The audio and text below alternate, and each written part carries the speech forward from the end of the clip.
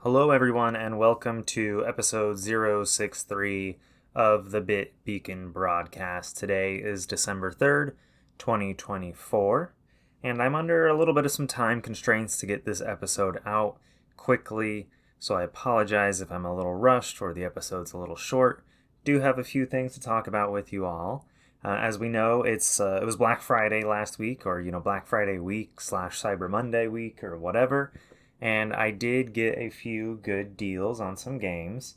Most of them have arrived at this point, so let's quickly kind of talk about each of these.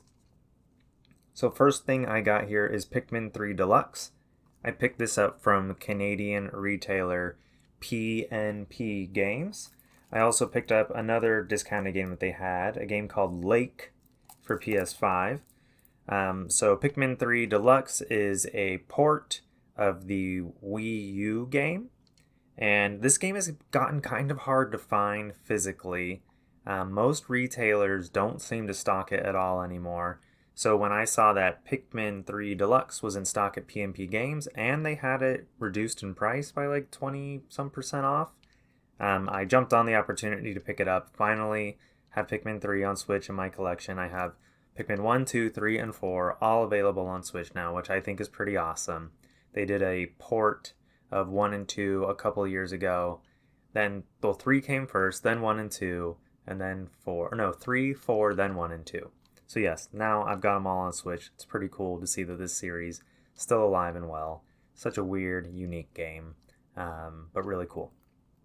This other game, Lake, is a game I've had my eye on for a long time, and I think after the Canadian dollar conversion into US dollars, I think this game was only like $12 or something like that. And I was excited about this game because it sounds really unique and calming. You play as a postal carrier in a small town, and you're just driving around delivering mail, and I guess like learning about the people's lives that you're delivering mail to. I don't know, it just sounds like a fun, kind of unique, relaxing game. It says, determine your own story. There are no right or wrong answers or endings. Get to know the locals and build meaningful relationships, and drive around the beautiful lake in your dad's trusty mail truck. So yeah, I don't know. Sounds like a nice relaxing game after playing something really intense maybe. Next game I have here is Spider-Man 2, or I should say Marvel Spider-Man 2 for PlayStation 5. This game came out, I want to say spring of 2023. I did not jump on it immediately because this is when Sony started asking $70 for all their games, and I was like, no way am I paying $70. So I waited and I waited and I waited, and finally it was discounted cheaply enough that I said, okay, I will jump in. Even though I love Spider-Man, the first Spider-Man and Spider-Man Miles Morales, I just couldn't stomach $70 on a video game. And so I got it for $25 at Walmart. Walmart had recently sent me a $5 promotional credit for writing a review for a product I had purchased there. And they had the game discounted to $30, which is pretty good. Never been that low before. And so for $25, finally jumped in on Spider-Man 2. Next game I got here is Shin Megami Tensei 5 Vengeance. This is the Steelbook edition, and unfortunately there is no standard retail case. It's just a steelbook with the game disc inside in a paper slipcover kind of protecting it, as well as a plastic wrap. This game, I cannot remember where I got it from. Can't remember if it was Best Buy. I think it might have been Best Buy. It was steeply discounted as well, and I wanted to jump on the steelbook edition because I do like steelbooks. So yeah, this is a game that originally launched on Switch maybe 3 years earlier. And then last year, they put out an enhanced version for Switch, PlayStation 5, and Xbox Series consoles. And yeah, so this is just the prettier looking version. And I believe it has an all new story route, like an expansion to the base game. Lets you choose like an alternate path. You can do the original game's ending, or you can choose an alternate path that lets you go down a totally new scenario that they developed for Vengeance. And the last game I got here wasn't a Black Friday purchase, but it was something I had picked up from from Limited Run quite a while ago. And they just finally got around to delivering it. And it's Clock Tower Rewind for PlayStation 5. Rick and I attended an event earlier this year for the game before its launch. And now the game is finally out and available. And this is a port of a Super Famicom game. This is the first time it's ever getting an actual localized and official Western release. Previous to this, it was only available as a fan translation patch that fans made that you would have to apply to a ROM you probably got illegally. So pretty cool that this is now available officially, and I'm glad to make this part of my collection. Okay, that's all I got for purchases. I did want to briefly talk about my time with Dragon Quest III HD 2D, since I have been playing it quite a bit this past week over my nice Thanksgiving break. So I've really begun my adventure in earnest in Dragon Quest III HD 2D. And so the story is that you are the son or daughter of a famous warrior who set out on a mission to defeat the evil Baramos. And he never came back. Your dad never returned. It's been, 18 years since then. And now you are setting off to complete his mission and uncover any details about the whereabouts or demise or end of your father. And so this game is very basic in its story. And it was originally released on the Nintendo Entertainment System, or the Famicom in Japan, in 1988. So it is bare bones in a lot of way. It's not very hand-holdy. It's old school in like with the hidden items and everything like that. So this is the kind of game where I like to play with a guide. And thankfully, because it is based on an older game, people were able to quickly put together some guides for the game. Particularly, I want to make sure I find all the treasure chests. I want to find all the hidden items on the ground and in the pots and in the cupboards and the stuff that's like in people's houses and the different towns that you come across. This is very much so that kind of classic game where you're adventuring on the world. You come across towns. You come across new problems. You get a lot of clues from talking to the villagers in the different towns, contextualizing like, hey, there's this cool item that'll turn you invisible for a few moments. And then, hours later, you end up in this other place, and there's this guard standing in front of this castle who won't let you pass. But if you talk to this bard who's nearby, the bard will be like, well, if only there was a way I could turn invisible. So then the player's kind of putting in one-to-one together from, two different parts of their adventure. Then you go, oh, maybe I should pick up one of those items, take it here, and see if I can walk past that guard when you turn invisible. And sure enough, you can.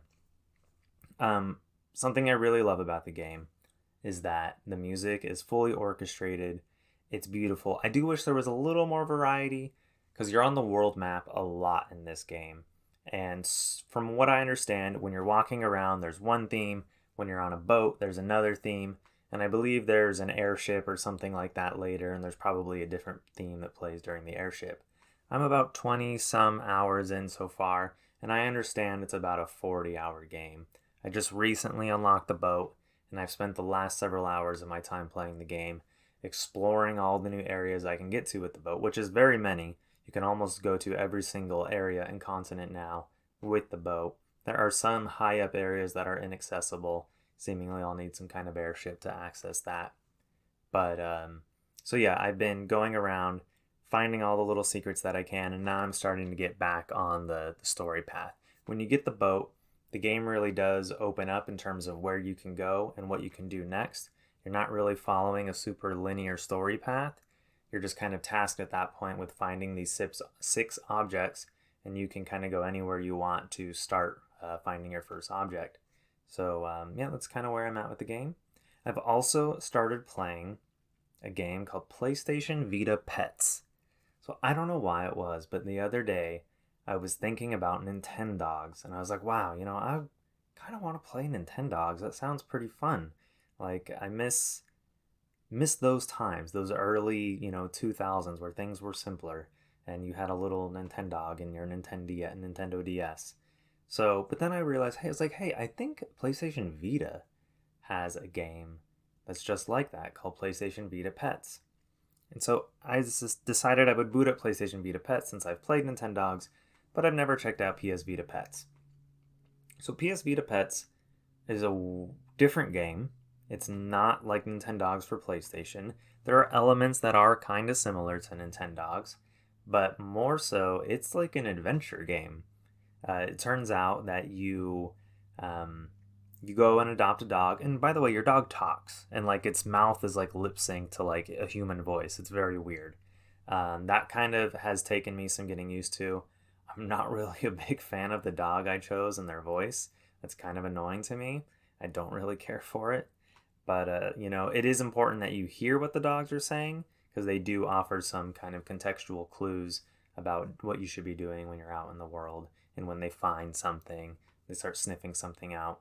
But long story short is there's like a big story mode to this game, and you're on this island, and there is this king and his dog who, like, something happened to them, hundreds of years earlier, and now you're finding a bunch of clues and relics that they buried to piece together their story.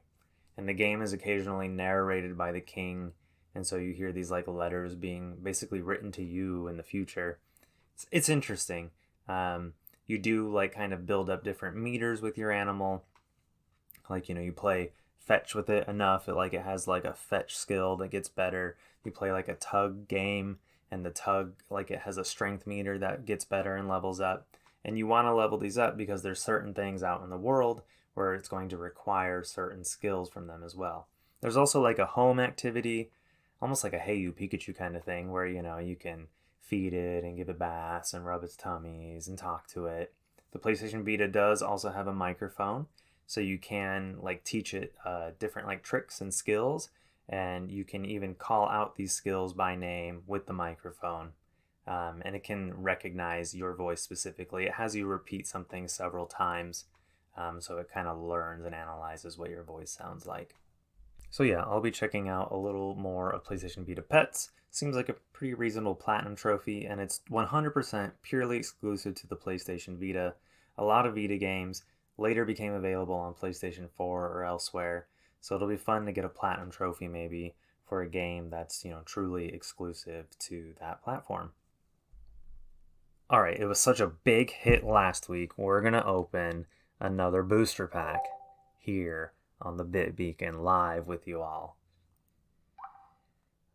Okay, so I can open a booster pack. I'm going to open the Mewtwo pack.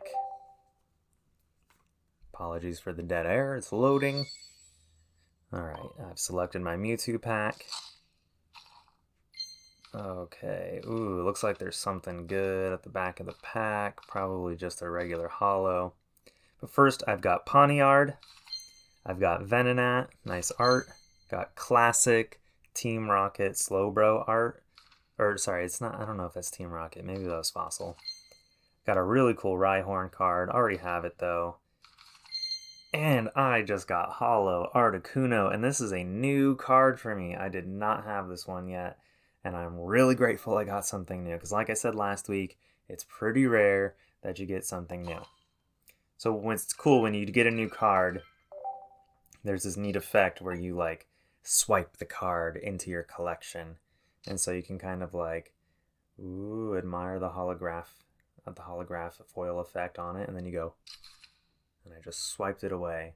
Now it's going to slide into my collection. This app is very slick, a lot of great sound effects. Presentation is absolutely top tier. Alright, and that's it. I got that Articuno. Thanks for joining me. Alright, so I've been talking a lot about the Game Awards, and it's finally next week. We'll probably have another episode. It'll be 2 episodes from now that I'll talk about my experience there, because I did get my Seat Fillers tickets last week. They finally made them available, so I will be attending the Game Awards in about a week and a half from now. Okay, now we're going to jump into the news, and I've got 2 quick stories to share with you all. And first, we're going to talk about China. China. Nintendo has announced that it will not only be closing the Nintendo eShop in China, but also shuttering their online connectivity systems in the region. That means users will no longer be able to purchase and download digital games in China and lose access to any games or features that require an internet connection. If a user previously purchased something after the cutoff date on May 15th, they will no longer be able to re-download those games, rendering any purchases the users made null and void if anything were to happen to their Switch. So the cutoff date comes, May 15th, you got all your games downloaded, made the deadline, and then a week later, your dog jumps into a river with your Switch in its mouth, and that's it. Your dog's gone, your Switch is gone, but you're probably more upset about the Switch because you can't get any of those downloaded games back. And maybe your dog, has some homeward bound kind of journey, and 6 months from now it'll show back up on your doorstep. So there's a little bit of hope for the dog still, But Nintendo originally partnered with Chinese company WeChat in order to distribute games digitally and legally in the country. And it appears the reason for the termination of these services is due to the ending of the agreement between WeChat and Nintendo. It's notoriously difficult to release games through legal channels in China, and we can only speculate because Nintendo has said absolutely nothing about why this is ending. But perhaps the hoops are just too many for Nintendo to jump through to make it worth it for them. It's well known that China has a massive gray market for gaming, with most people buying imported consoles and games physically. It actually sounds quite nice. Chinese gamers have effectively rejected the all-digital future of gaming and instead purchased their imported copies of games. Nintendo was seemingly trying to stymie this gray market and get a direct cut of the in-country sales, but perhaps they've just resigned themselves to let the gray market do its thing. Legitimate users of Nintendo Switch in China, though, are being treated to a farewell gift of sorts from Nintendo. Users will be able to pick 4 different games from a list of just a dozen first-party games that are already available in China. So their options are going to be New Super Mario Bros. U Deluxe, Super Mario Odyssey, Mario Kart 8 Deluxe, Super Mario Party, Mario Tennis Aces, Yoshi's Crafted World, Flexible Brain School, Dr. Kawashima's Brain Exercises, Kirby Star Allies, New Pokemon Snap, Pokemon Let's Go Pikachu, and Pokemon Let's Go Eevee. So out of these 4, what would I pick? I'd probably pick Mario Odyssey. Oh man, this is actually really tough. Mario Odyssey, Mario Kart 8, New Pokemon Snap, and then Let's Go Pikachu or Eevee, depending on your preference. I'd say those are the 4 to get out of the options presented here. So like I said, Nintendo never gave a reason as to why they're ending service here. So, that speculation is, wholly on my part. I have no idea. Nobody has any insight. Maybe we'll get some information. But needless to say, to me, it's pretty scary that Nintendo or any other retailer of digital games can just up and close the eShop like that and offer 0 ways for you to re-download them beyond, an arbitrary date 6 months from now. That's crazy. They just take all your money and their purchases with them and leave you holding nothing. So this week, actually today, the date that I'm recording this, marks the 30th anniversary of the launch of PlayStation, beginning in Japan on December 3rd, 1994. There are probably less than 5 people still with the company, or still with PlayStation specifically, that were there when the console launched. There is one notable person who is still with the company, though, and his name is Shuhei Yoshida, or as many just refer to him as Shu. Last week, via the PlayStation blog in the US, and via an interview with Famitsu in Japan, it was announced that Shu would be leaving PlayStation on January 15th, 2025. When asked about the timing of his departure, Shu said the following: "I've been with PlayStation from the beginning, and this is my 31st year with PlayStation. And when I hit 30 years, I was thinking, it may be about time for me to move on. The company's been doing great. I love PlayStation 5. I love the games that are coming out on this platform, and we have a new generation of management who I respect and admire. I'm so excited for the future of PlayStation. So, PlayStation is in really good hands. I thought, okay, this is my time. In the same interview, Shu also shared his favorite games from each generation of PlayStation, and I thought it would be fun to kind of quickly go over those here. So on the original PlayStation, his favorite game is Ape Escape. On PlayStation 2, his favorite game is God of War. On PlayStation Portable, PSP, it's Pixel Junk Monsters Deluxe. On PS3, it's Journey. On PlayStation Vita, it's Sound Shapes. On PS4, it's Bloodborne. On PlayStation VR, it's Astrobot Rescue Mission. On PS5, it's Returnal. And on PlayStation VR 2, it's Synapse. Shu was on the ground floor at PlayStation. He says he was the first non-technical person on the PlayStation team, where it was his job to reach out to developers and demonstrate the power of 3D technologies when most developers were still making pixel art games for the Super Nintendo and Sega Genesis, or Mega Drive as it was known in Japan. He would go on to dabble in development in various producer roles and was intimately involved with the creation of the first Ape Escape game. I've had the pleasure of meeting Shu Yoshida multiple times, and he has always been an absolute delight to interact with. From my first encounter with him at the original PlayStation experience in Las Vegas, to my most recent encounter with him at the Game Awards in 2021, where he was gracious enough to chat with me and sign my copy of Ape Escape for the PlayStation 1. Shu is the antithesis of the typical businessman. While he is reserved, he is also passionate about sharing his love of video games, be it for PlayStation or games found elsewhere. He has never been shy about sharing his thoughts on games and hardware on his social media accounts. Over the years, Shu would climb the ranks of PlayStation, going all the way to being the number 2 man at the company, serving under Sean Layden as president of Sony Interactive Entertainment Worldwide. After Sean was ousted in 2019 and Herman Hulst took over, Shu stepped down as president and formed a new initiative at the company focused on nurturing promising indie developers worldwide and bringing them into the PlayStation ecosystem. And when I say indie, I mean like real indie developers. I'm not talking about, these companies made up of, 500 combined years of industry experience that are like, oh, we're making our first game with independent funds, I'm talking about like real indie people, like people in their closets, people like Ravenheart making Seraphim.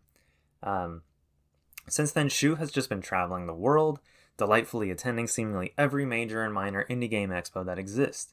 Shu goes out of the way to highlight these developers, not just their games, but the actual developers. He was always sharing photos of himself posed with the developers of different games he enjoyed playing at these expos. He would go out to dinner with the different developers, and just like you could just see that they were like having fun, sharing their passion for games.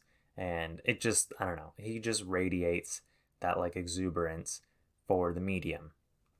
He focused on the human element rather than just the product, and I'll always respect him for that. This feels like a eulogy of sorts, but not for Shuhei Yoshida, but for PlayStation itself. Shu is the last remaining piece of the heart and soul of PlayStation, and his loss will be tremendous for the company, whether they think so or not. Long live Shuhei Yoshida. End transmission.